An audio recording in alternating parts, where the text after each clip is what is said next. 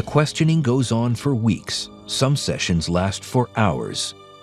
Turn him off and he will not talk. And your goal is to keep him talking. And finally,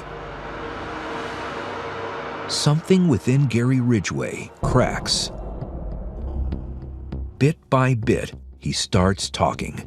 I don't know if it started at an early age, but sex and hurting the woman.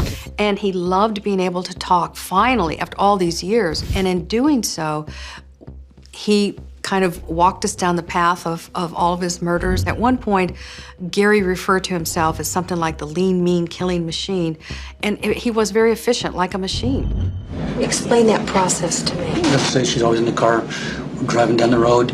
So I whipped out my ID, and with my ID would be I put my finger over my driver's license to hide my name. Mm-hmm. But on the opposite side was pictures. And a picture of my son.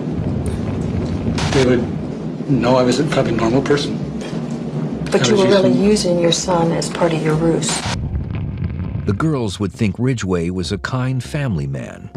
They had no idea they were setting off with a serial killer. And he would drive up to them, and sometimes he'd even have his son's toys in the front seat, and that would be a very effective ruse to convince these women that, hey, I can't be that serial killer. I've got my little boy's toys in the car. He was a very normal, kind of vanilla type looking person, and there was nothing that stood out about him.